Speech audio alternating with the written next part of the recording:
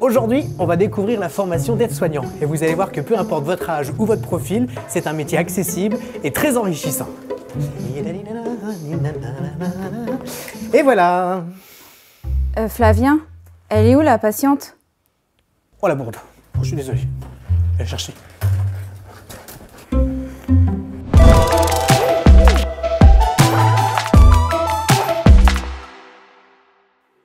Intégré à une équipe de soins, l'aide-soignant accompagne au quotidien des patients de tout âge dans leur bien-être et leur autonomie. Être aide-soignant, c'est être au service des autres, mais également collaborer avec les infirmiers et les autres professionnels du monde médical. Ils sont près de 22 000 en région Grand Est à avoir choisi cette voie, que cela soit après leurs études ou en reconversion professionnelle.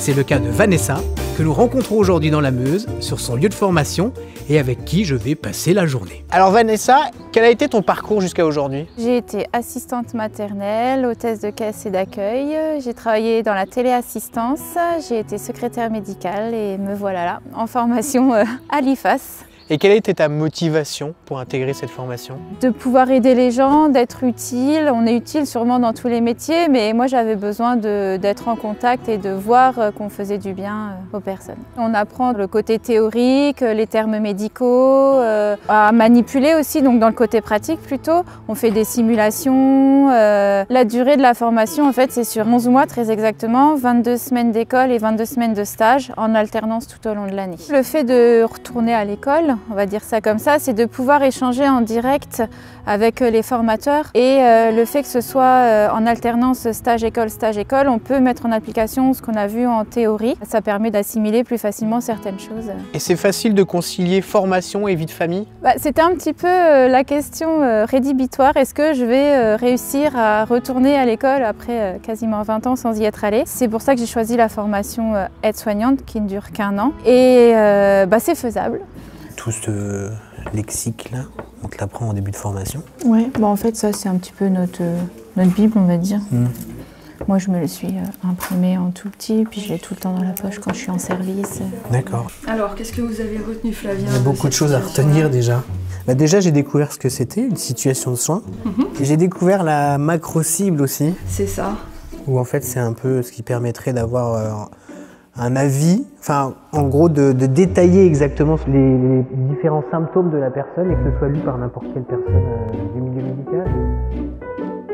Qu'est-ce qui t'a motivé à faire ce métier-là? Par rapport à mes expériences professionnelles précédentes, finalement je me dirigeais de plus en plus vers le côté médical. Il y a eu la pandémie Covid et du coup je me suis dit pourquoi pas moi. Qu'est-ce qui te plaît dans ce métier d'aide-soignante? Le côté humain, empathique.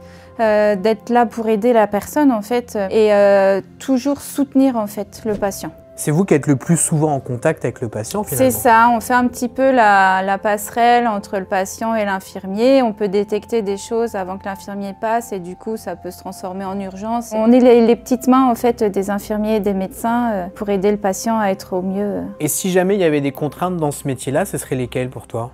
Il faut s'attendre à rester debout souvent, très souvent, pas forcément manger à des horaires réguliers. Le rythme, il peut être en décalé. Si tu es sur une urgence, tu quittes pas ton poste comme ça. On travaille les week-ends, les jours fériés. Le planning, il tourne forcément, mais dans tous les métiers, il y a des contraintes. C'est un métier qui est accessible à tout le monde? Ah, tout à fait, oui. Les jeunes en sortie d'école, en sortie de bac. Et il y a une perspective d'évolution suite à la formation? Oh oui, si la personne ne veut pas rester aide-soignant, il y a les passerelles pour devenir IDE ou après, il y en a d'autres qui préfèrent être cadre ou basculer dans d'autres services, ce genre de choses. Je pense qu'après aide-soignante, je vais utiliser ce qu'on appelle la passerelle professionnelle et puis devenir infirmière.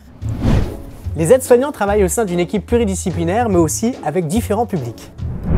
En effet, le métier s'exerce aussi bien en EHPAD qu'à l'hôpital auprès d'enfants par exemple, ou encore dans des établissements spécialisés pour l'accueil de personnes en situation de handicap. C'est mon boulot ça, hein? Et toi, tu fais quoi aujourd'hui? T'as piqué le mien? Nul doute que Vanessa fera une aide-soignante du tonnerre. Quant à moi, je vais continuer à faire animateur. Il est immense l'hôpital. Tu sais s'il reste du cake à la cantine? La patiente. Faites comme moi, formez-vous à un métier qui a du sens et qui recrute. Construisez votre avenir. Plus d'informations sur www.grandest.fr.